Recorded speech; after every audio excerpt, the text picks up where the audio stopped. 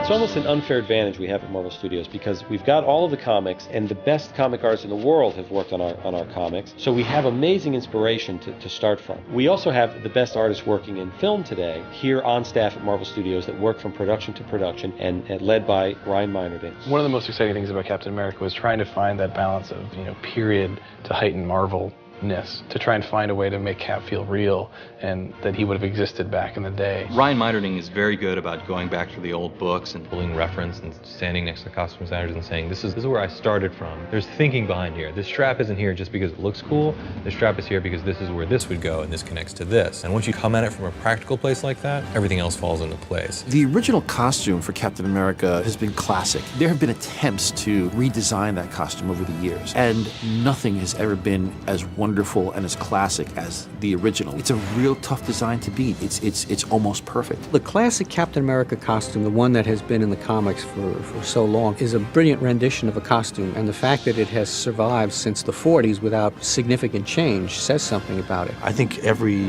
artist who sort of leaves their mark on Captain America over the past few decades understands that there's sort of essential ingredients of the costume. The color motif for one, the stars and stripes for another. I really feel like the stuff to be gained is look at the research and revel in and find iconic key moments that really make him who he is.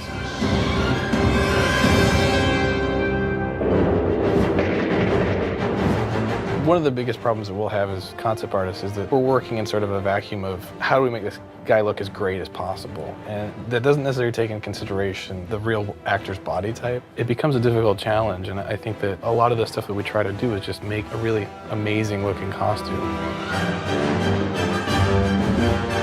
Initially, when Captain America becomes Captain America, he's not released to go off and fight right away. He's used kind of as a propaganda tool. He's in this very silly Captain America costume, it's tights. When you sit down and really step back and look at the Cap costume in the comic books, it's not a real practical costume to try to do. Like, the two things that people always allude to are these bell-bottom pirate boots, which were there for years, and the wings that are on the cowl, and they don't work. One of the things that suit was particularly interesting for the Marvel guys was to try and actually get a full-on version of Captain America on screen. The treatment of incorporating the original comic costume into the entertainment USO of it all into the movie, it's a respectful nod to what was designed in the comic books, but also put it in a very realistic place. And then the evolution of what that costume becomes in the movie and how it works in a practical application for someone who's fighting in an action adventure, it works really well. They did a great transformation, but it evolves kind of through the movie. When we get to the final suit, you do have the stripes, you do have the red, white, and blue, but there are subtle modulations to try and make it feel real, and that USO suit is basically an unadulterated version of Captain America's. You can't have him really step out of the pages of the comic book onto the screen. You have to interpret the visual palette that you've got from the comic book, put it on the screen.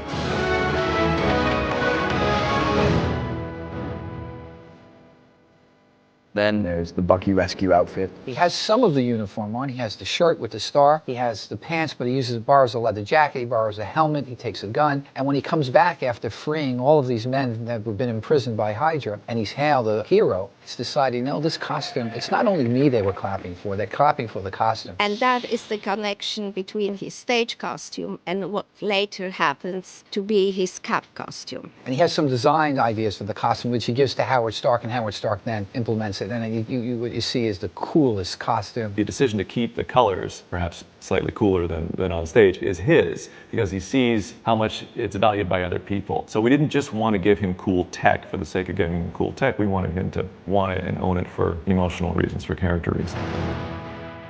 I think it's timeless. Even though it's set in the period, it can be used even today. That Cap costume, producers didn't want to have anything obviously out of Fortis, not connected to reality of Fortis. The suit's actually made out of mostly nylon. There's some canvas in there, but it's made out of stuff that the military would make straps. We were trying to get more of like a Kevlar weave sort of feel to it, so it would feel like an actual battle suit.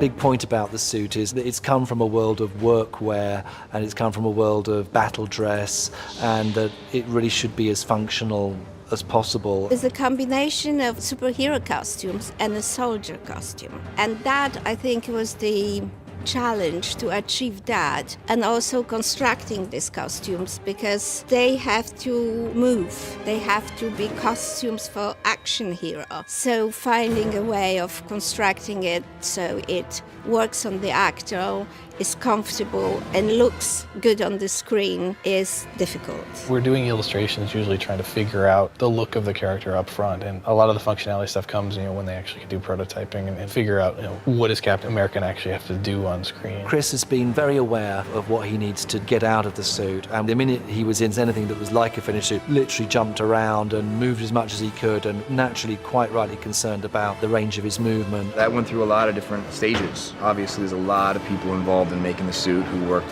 very hard on it, and I would just kind of come in every couple weeks and try a new outfit on, and they would poke and prod and measure and cut, and I'd kind of stay out of it, and then finally they got it where they wanted it. This is the best version. Absolutely. Hey there, here's today's Daily Fact. Now, in a post-credits scene in The Avengers, Chris Evans is the only character seen not eating. Now, this is apparently because the actor was wearing a prosthetic jaw for the scene as a means of covering the beard he'd been growing for Snowpiercer. Now, click here below to subscribe or on the side for more great content.